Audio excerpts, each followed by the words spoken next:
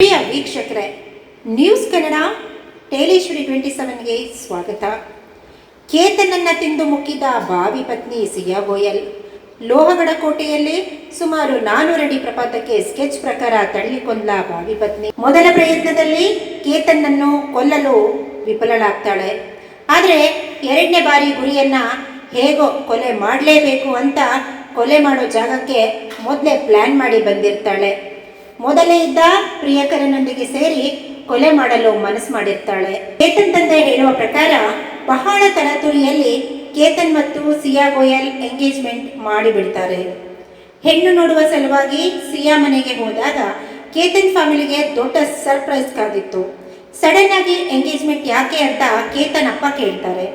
ಆದರೆ ಸಿಯಾಳ ಅಪ್ಪ ಹೇಳ್ತಾರೆ ಸಿಯಾ ಒಪ್ಪಿದ್ದಾಳೆ, ಅದಕ್ಕೆ ಎಂಗೇಜ್ಮೆಂಟ್ ಮಾಡಿಬಿಡೋಣ ಅಂತ. ಆಗ ಅದು ಕೂಡ ಫ್ಯಾಮಿಲಿಯವರ ಸಮ್ಮುಖದಲ್ಲಿ ಆಗಿ ಚಿತ್ರದಲ್ಲಿ ಸಿಯಾಳ ಕೊಲೆ ಸ್ಕೆಚ್ ಆರಂಭವಾಗುತ್ತೆ. ಮೊದಲನೇ ಬಾರಿ ಹಾವು ಹಾವು ಎಂದು ಕೇತನನ್ನ ಪ್ರಪಾತಕ್ಕೆ ತಳ್ಳಿ ಸಾಯಿಸಲು ಹೋದಾಗ ಆತ ಯಾವುದೋ ಕೊಂಬೆ ರೆಂಬೆ ಹಿಡಿದುಕೊಂಡು ಬದುಕಿ ಬಂದ್ಬಿಡ್ತಾನೆ. ಆದರೆ ಕೇತನ್ ತಂದೆ ವಿಶಾಲ್ ಅಗರ್ವಾಲ್ ಹೇಳೋದೇನೆಂದ್ರೆ, ಮೊದಲನೇ ಕೊಲ್ಲೋಕೆ ಸ್ಕೆಚ್ ಹಾಕಿದ್ದಾರೆ, ಅದರಂತೆ ನಾವುಗಳು ಅವಳನ್ನ ನಂಬಿ ಮಗನನ್ನ ಕಳೆದುಕೊಂಡಿದ್ದೀವಿ ಅಂತ. ಇದಕ್ಕಿಂತ ಮುಂಚೆ ನಾವಿಲ್ಲೊಂದು ವಿಷಯವನ್ನು ತಿಳ್ಕೋಬೇಕು.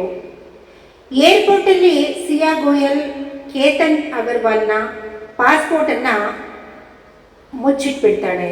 ಇದರಿಂದ ಆತ ಫಾರಿನ್ ಹೋಗಬೇಕಾಗಿದ್ದು ಕೂಡ ತಪ್ಪಿ ಹೋಗಿರುತ್ತೆ.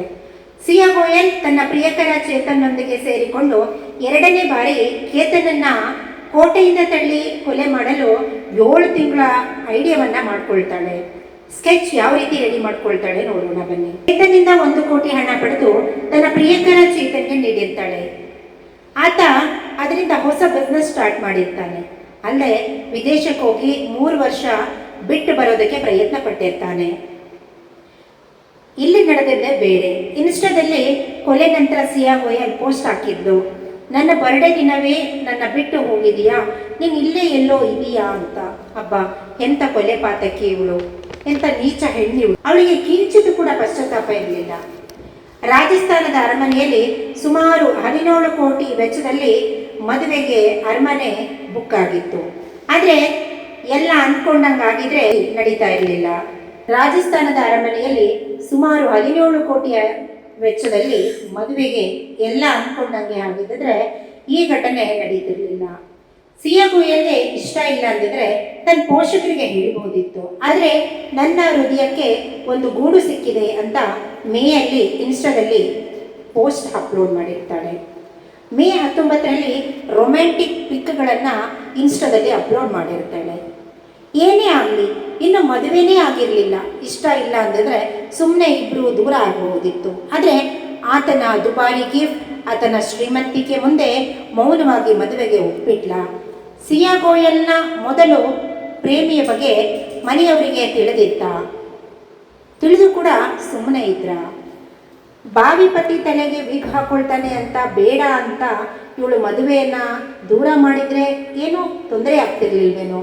ಆದರೆ ಬಾವಿ ಪತಿಯನ್ನೇ ಕೊಂದುಬಿಟ್ಟ, ಲವ್ವರ್ ಆಗ್ಬಿಟ್ಲು. ಆ ಮುಗ್ಧ ಯುವಕನನ್ನ ಬೇಡ ಅಂತ ದೂರ ತಳ್ಳಿದ್ರೆ ಪ್ರಯೋಜನ ಆಗ್ತಿತ್ತೇನೋ.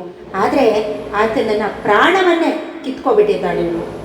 ಕಾನೂನಡಿಯಲ್ಲಿ ಇಂಥ ಮೋಸಗಾರರಿಗೆ ಎಂಥ ಶಿಕ್ಷೆ ಆಗಬೇಕಂದ್ರೆ, ಮತ್ತೆ ಯಾರು ಮುಂದೆ ಮದುವೆ ಎಂಬ ಹೆಸರಿನಲ್ಲಿ ಕೊಲೆ ಮಾಡಬಾರ್ದು ಅಂಥ ಶಿಕ್ಷೆ ಆಗಬೇಕು ಸಿಯಾ ಗೋಯಲ್ ಮತ್ತು ಚೇತನ್ಗೆ. ಫೆಬ್ರವರಿಯಲ್ಲಿ ನಿಶ್ಚಿತಾರ್ಥ, ನವೆಂಬರ್ಗೆ ಮದುವೆ ಆಗಬೇಕಾಗಿತ್ತು. ಕಳೆದ ದೀಪಾವಳಿಯ ಹಬ್ಬದ ಸಂದರ್ಭದಲ್ಲಿ ಪರಿಚಯವಾದಂತಹ ಚೇತನ್ ಚೌಧರಿಯ ಜೊತೆಗೆ ಲವ್ವಿ ಡವ್ವಿ ಆರಂಭಿಸಿದಳೆ ಈ ಸಿಯಾ ಗೋಯಲ್. ಆತನ ಸಹಾಯದಿಂದ ಬಾವಿ ಪತಿಗೆ ಪ್ರಾಣ ಕಳ್ಕೊಳ್ಳೋ ಶಿಕ್ಷೆ ಕೊಟ್ಬಿಡ್ತಾರೆ. ಜೈಪುರ್ ಪ್ಯಾಲೇಸ್ನಲ್ಲಿ 17 ಕೋಟಿ ರೂಪಾಯಿ ವೆಚ್ಚದಲ್ಲಿ ಮದುವೆ ಫಿಕ್ಸ್ ಆಗಿತ್ತು. 400 ರೂಮ್ಸ್ ಬುಕ್ ಆಗಿದ್ವು. ಡನ್ ಎಂಬ ಮೆಸೇಜ್ ಕೊಲೆಯ ರಹಸ್ಯ ಬಯಲು ಮಾಡಲು ಸಾಧ್ಯವಾಯಿತಾ? ಇಲ್ಲಿ ತಂದೆ ತಾಯಿಗೆ ಮದುವೆಗೆ ಇಷ್ಟ ಇಲ್ಲ ಅಂತ ಹೇಳೋ ಧೈರ್ಯ ಅವಳಿಗೆ ಇರಲಿಲ್ವಾ? ಸಾಮಾನ್ಯವಾಗಿ ಸ್ಥಿತಿವಂತರ ಕುಟುಂಬದಲ್ಲಿ ಒಂದು ಪ್ರಶ್ನೆ ಉದ್ಭವವಾಗುತ್ತೆ. ತಂದೆ ತಾಯಿ ಬಿಸ್ನೆಸ್ ಆರಂಭಿಸಿರ್ತಾರೆ, ಸ್ಥಿತಿವಂತಿಕೆಯಿಂದ ಬದುಕ್ತಾ ಇರ್ತಾರೆ. ಅಂಥ ಸಂದರ್ಭದಲ್ಲಿ ಮನೆಯಲ್ಲಿರುವ ಮಕ್ಕಳು ಅವರ ಒಂದು ಬಿಸ್ನೆಸ್ನ ನೋಡ್ಕೊಂಡು ಹೋಗ್ತಾ ಇರ್ತಾರೆ ಹೊರತು ಆರ್ಥಿಕವಾಗಿ ಅವರು ಸಬಲರಾಗಿರಲ್ಲ ಅನ್ನೋ ಒಂದು ಅಂಕಣವನ್ನು ಚೇತನ್ ಭಾಗವತರವರು ಪತ್ರಿಕೆಯಲ್ಲಿ ಬರೆದಿದ್ದಾರೆ. ಈ ಒಂದು ಘಟನೆಯಿಂದನೇ ಆಕೆ ಭಾವಿ ಪತಿಯನ್ನ ಕೊಂದಿರಬಹುದು. ಈ ಕೇಸ್ನಲ್ಲಿ 32 ಡಿಗ್ರಿ ಬಿಸಿಲಿನಲ್ಲಿ ಒಬ್ಬ ಹುಡುಗ ಹುಡಿ ಧರಿಸಿಕೊಂಡು ಬೆಟ್ಟಕ್ಕೆ ಬಂದಿರ್ತಾನೆ. ಪೂರ್ವ ನಿಯೋಜಿತ ಕೊಲೆಗೆ ಮಾಡಿದ ಸಂಚು ಎಂಬುವುದು ಆತನ ಉಡುಗೆ ತೊಡುಗೆಯಿಂದಲೇ ಗೊತ್ತಾಗ. ಲೋಹಗಡ ಕೋಟೆಯಲ್ಲಿ ಪ್ರೇಮಿಗಳಿಬ್ಬರು ಸೇರಿ ಭಾವಿ ಪತಿಯ ಕೊಲೆಗೆ ಸಂಚು ರೂಪಿಸಿದ್ರು. ಜೂನ್ 18ರ ಬೆಳಿಗ್ಗೆ ಚೇತನ್ ಚೌಧರಿ ತನ್ನ ಪ್ರಿಯತಮೆಯ ಕಾರು ಹಿಂಬಾಲಿಸಿಕೊಂಡು ಬಂದಿದ್ದು ಸಿಸಿಟಿವಿಯಲ್ಲಿ ಕಾಣಸಿಗ್ತಾ ಇತ್ತು. ವಿಂಡ್ ಪಾಯಿಂಟ್ ಬಳಿ ಫೋಟೋ ತಗೊಳ್ತೀನಿ. ಚೇತನ್ ಮತ್ತು ಸಿಯಾ ಗೋಯಲ್ ಸೇರ್ಕೊಂಡು ಕೇತನ್ನನ್ನ ಅಲ್ಲಿಗೆ ತಂದು ನಿಲ್ಲಿಸಬೇಕು ಅನ್ನೋದು ಅವರ ಮೊದಲ ರಿಹರ್ಸಲ್ ಪ್ಲಾನ್ ಆಗಿತ್ತು. ಅದರಂತೆ ಪೊಲೀಸರು ತನಿಖೆ ಮಾಡಿದಾಗ ಚೇತನ್ 38 ಡಿಗ್ರಿ ಸೆಲ್ಸಿಯಸ್ ಬಿಸಿಲಿರುವ ಸಮಯದಲ್ಲಿ ಧರಿಸಿದ್ದ ಹುಡಿಯಾಗಿರಬಹುದು, ಆತನ ಬೈಕ್ ನಂಬರ್, ಮೊಬೈಲ್ ಮನೆಯಲ್ಲೇ ಇಟ್ಟು ಬಂದಿರೋದಿರಬಹುದು, ಇದೆಲ್ಲವೂ ಕೂಡ ಮುಖ್ಯ ಸಾಕ್ಷಿಯಾಗಿ ನಿಂತಿತ್ತು. ಇವರಿಬ್ಬರು ಸೇರಿ ಡೆತ್ ರಿಹರ್ಸಲ್ ಮಾಡಿದ್ರು. ಆತನನ್ನ ಎಲ್ಲಿ ಕರ್ಕೊಂಡು ಬಂದು ನಿಲ್ಲಿಸ್ಬೇಕು, ಆತನನ್ನ ಎಲ್ಲಿ ತಳ್ಳಬೇಕು ಅಂತ. ಲೋಹಗಡದಲ್ಲಿ ಯಾವ ಫೋನ್ ಆಕ್ಟಿವ್ ಇತ್ತೋ ಆ ಫೋನಲ್ಲಿ ಇದ್ದ ಎಲ್ಲ ಮೆಸೇಜ್ ಡಿಲೀಟ್ ಮಾಡಿರ್ತಾರೆ ಚೇತನ್. ಆದ್ರೆ ಪೊಲೀಸ್ನವರು ಎಲ್ಲ ಮೆಸೇಜ್ ಅನ್ನ ರಿಕವರಿ ಮಾಡ್ಕೊಂಡಿರ್ತಾರೆ. ಪೊಲೀಸ್ಗೆ ಸಿಯಾ ಗೋಯಲ್ ಮೇಲೆ ಅನುಮಾನ ಆರಂಭವಾಗುತ್ತೆ. ಅವಳು ಪೊಲೀಸ್ ಮುಂದೆ ಅಳೋದು ಮತ್ತೆ ಕಾಮ್ ಆಗಿರೋದು ತಿಳಿದ ಪೊಲೀಸು ಎಲ್ಲ ವಿಧದಲ್ಲೂ ತನಿಖೆಯನ್ನ ಕೈಗೊಳ್ತಾರೆ. ಈ ಚೇತನ್ ಬಣ್ಣ ಬೆಳಕಿಗೆ ಬಂದಿದ್ದು. ಉಜ್ವಲ್ ನಿಗಮ್ ಲಾಯರ್ ಈ ಕೇಸ್ನ ಪಬ್ಲಿಕ್ ಪ್ರಾಸಿಕ್ಯೂಟರ್ ಆಗಿದ್ದಾರೆ. ಐ ಪ್ರೊಫೈಲ್ ಇರೋ ವಕೀಲರು ಇವರಾಗಿದ್ದಾರೆ. ನಮ್ಗೆಲ್ಲರಿಗೂ ನೆನಪಿರಬೇಕು, ಅಜ್ವಲ್ ಕಸಬ್ನನ್ನ ಗಲ್ಲಿಗೇರಿಸಿದಂತಹ ಐ ಪ್ರೊಫೈಲ್ ಲಾಯರ್ ಇವರಾಗಿದ್ದಾರೆ. ಸಿಯಾ ಗೋಯಲ್ ಮತ್ತು ಚೇತನ್ ಕೇಸ್ ವಾದಕ್ಕೆ ನೇಮಕಗೊಂಡಿರೋದು ಇವರೇನೆ. ಇದರಲ್ಲಿ ಸಿಯಾ ಗೋಯಲ್ ತಮ್ಮ ಬೇಜಾರಾಗಿ ಅವರ ಒಂದು ಅಭಿಪ್ರಾಯವನ್ನ ವ್ಯಕ್ತಪಡಿಸಿದ್ದಾರೆ. ಇವಳು ಈ ತರ ಕೃತ್ಯ ಮಾಡ್ತಾಳೆ ಅಂತ ಅನ್ಕೊಂಡಿರ್ಲಿಲ್ಲ ಅಂತ. ಅದೇ ರೀತಿ ಅವರ ತಾಯಿ ಪೂಜಾ ಗೋಯಲ್ ಕೂಡ ಹೇಳ್ತಾರೆ, ನನ್ನ ಮಗಳು ಈ ತರ ತಪ್ಪು ಮಾಡಿದ್ರೆ ಅವಳನ್ನು ಕೂಡ ತಗೊಂಡೋಗಿ ಅಲ್ಲಿಂದನೇ ತಳ್ಳಿ ಅಥವಾ ಕಾನೂನು ಪ್ರಕಾರ ಯಾವ ಶಿಕ್ಷೆ ಬೇಕಾದರೂ ಕೊಡಿ. ಒಂದು ಇಂಟರ್ವ್ಯೂನಲ್ಲಿ ಕೇತನ್ ಅವರ ತಾತ ಹೇಳ್ತಾರೆ, ನಾನು ನನ್ನ ಮಗ ವಿಶಾಲ್ ಅಗರ್ವಾಲ್ಗೆ ಕೇಳ್ತಾ ಇದ್ದೆ. ಅವಾಗ ನನ್ನ ಮಗ ಹೇಳ್ತಾ ಇದ್ದ, ಸಿಯಾ ಗೋಯಲ್ ತುಂಬಾ ಒಳ್ಳೆ ಹುಡುಗಿ, ಶಾಂತ ಸ್ವಭಾವ, ಚಿಂತೆ ಮಾಡಬೇಡಿ ಅಂತ. ಆದ್ರೆ ಈಗ ನನ್ನ ಮೊಮ್ಮಗನನ್ನೇ ಕೊಂದು ತಿನ್ಲಲ್ಲ ಅಂತ ಕಣ್ಣೀರಾಗ್ತಾ ಇದೆ. ಕೇತನ್ ಅವರ ಅಮ್ಮ ಹೇಳ್ತಾರೆ, ನನಗೆ ಕೇತನ್ ಮುಖ ನೋಡಿದ್ರೆ, ಶೂ ಇಲ್ಲದೆ ಇದ್ದಿದ್ದು ಇದೆಲ್ಲ ನೋಡಿದ್ರೆ ನನಗೆ ಡೌಟ್ ಬಂದಿತ್ತು. ಆದರೆ ಇದಕ್ಕಿಂತ ಮುಂಚೆ ಅವಳ ಮೇಲೆ ನಮಗೆ ಯಾವತ್ತೂ ಅನುಮಾನ ಬರಲ್ಲ. ಅವಳು ನಮ್ಮನೆ ಊಟಕ್ಕೆ ಬಂದಿದ್ದಾಳೆ, ಪೂಜೆಗೆ ಬಂದಿದ್ದಾಳೆ, ಶಾಪಿಂಗ್ ಹೋಗಿದ್ದೀವಿ, ವಿಡಿಯೋ ಕಾಲಲ್ಲಿ ನಗ್ನಗ್ತಾ ಮಾತಾಡ್ತಾ ಇದ್ದು. ಆದರೆ ಯಾವತ್ತೂ ಕೂಡ ಈ ಥರ ಅನುಮಾನ ಬಂದೇ ಇರಲಿಲ್ಲ. ನೋಡಿದ್ರೆ ನನ್ನ ಮಗನ್ನೇ ಕೊಂದು ತಿಂದಿದ್ದಾಳೆ ಅಂತ ಹೇಳ್ತಾರೆ. ಚೇತನ್ ಅಪ್ಪ ವಿಶಾಲ್ ಅಗರ್ವಾಲ್ ಹೇಳ್ತಾರೆ, ನನ್ನ ಚಿತೆಗೆ ಬೆಂಕಿ ಇಡೋರು ಯಾರು, ನನ್ನ ಮಗನನ್ನ ಕೊಂದು ಹಾಕ್ಬಿಟ್ರಲ್ಲ. ಸಿಯಾ ಗೋಯಲ್ ತಂದೆ ಪ್ರವೀಣ್ ಹೇಳ್ತಾರೆ, ನನ್ನ ಆರೋಗ್ಯ ಸರಿ ಇಲ್ಲ, ಪೊಲೀಸ್ ಮನೆಗೆ ಬಂದಿದ್ರು, ನಾನು ಅವರನ್ನ ಮಾತಾಡ್ಸಕ್ಕಾಗಿಲ್ಲ, ನನಗೆ ಅಷ್ಟು ಸ್ಟ್ರೆಂತ್ ಇಲ್ಲ, ಆರೋಗ್ಯ ಬಹಳ ಕ್ಷೀಣಿಸ್ತಿದೆ ಅಂತ ಹೇಳ್ತಾರೆ. ಪೊಲೀಸ್ ಪಂಚನಾಮೆ ಆಗ್ತಾ ಇದೆ, ಎಲ್ಲ ಮುಂದೆ ಗೊತ್ತಾಗುತ್ತೆ, ಇನ್ವೆಸ್ಟಿಗೇಷನ್ ಅಲ್ಲಿ ಎಲ್ಲ ತಿಳಿಯುತ್ತೆ. ಆಮೇಲೆ ಕಾನೂನಿನ ಆಂಗಲ್ ನಲ್ಲಿ ಯಾರಿಗೆ ಶಿಕ್ಷೆ ಆಗಬೇಕು, ಯಾವ ಶಿಕ್ಷೆ ಆಗಬೇಕು ಎಲ್ಲ ಗೊತ್ತಾಗುತ್ತೆ ಅಂತ ಹೇಳ್ತಾರೆ.